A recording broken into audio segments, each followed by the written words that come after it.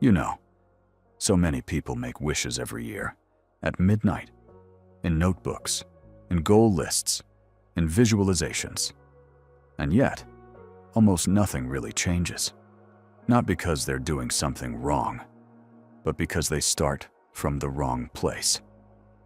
And today, I want to talk to you very calmly, without magic, without rushing, about how to truly set your desires for the year ahead if you want this year to actually feel different. Let's start with the most important thing, something almost no one talks about. Desires don't come from the mind. They come from your inner state. You can write the perfect list. You can visualize every day. You can repeat affirmations. But if inside there is tension, waiting, fear, if you're quietly telling life, please, just this year, let something change, life hears that, and it responds accordingly. That's why the first real step before setting desires for the year is not setting desires at all. I know, it sounds strange, but stay with me for a moment. Before wanting anything, it's important to pause, not to run into the future, not to fix the past, but to honestly ask yourself, what state am I living in right now? Because a new year doesn't begin on January 1st. It begins inside you.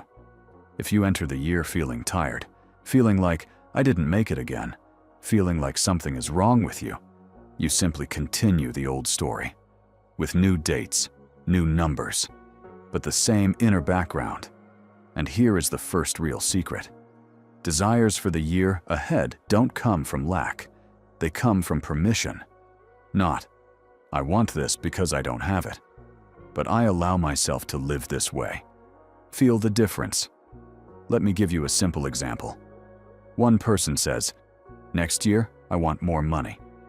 Another person pauses and asks, what kind of state do I want to live in? And suddenly realizes, I want calm. I want confidence. I want to stop worrying. And from that state, money begins to appear as a result, not as a goal. Do you see? Desires are not items on a list. They are a direction of life. And when you choose not what you want to get, but who you want to be, the year unfolds very differently. So if you truly want to set your desires correctly, the first step is simple. Choose the state of the year, not the result, not the achievement, the state. Calm, joy, ease, trust, inner stability. Don't choose many. One is enough, two at most. This becomes your inner compass. Now, and only now, we can gently talk about desires. And here's another important point. Don't set desires as tasks. Set them as already lived moments. Not I want, but I live as if. Instead of, I want a new job. Feel, I wake up calm, knowing I like what I do. Instead of, I want a relationship. Feel, I experience warmth, closeness, and safety with someone. Instead of, I want to be healthy. Feel, my body responds with lightness and gratitude. This is not fantasy, it's alignment. And here's something very important. Don't force it. Don't try to feel correctly. Don't push yourself to believe. Just gently imagine, as if you're trying on a feeling. If it resonates, stay with it. If not, let it go. Desires don't like pressure. There's one more thing I want to say clearly. Don't use desires to escape yourself. Sometimes people set wishes because they want to finally become someone else. Better, more worthy, more correct. And there is already conflict in that. Because real change doesn't begin with rejecting yourself. It begins with acceptance. You are not broken. You are not late. You are not lacking. You are in a process. And if you set desires not to fix yourself, but to support yourself, the year becomes much softer. And strangely enough, more change happens through softness than through pressure. Now let's talk about something simple, but deeply underestimated. Let go of control. Don't check every day. Where is it? When will it happen? Why hasn't it shown up yet? That brings you back into waiting. And waiting is an acknowledgement of absence.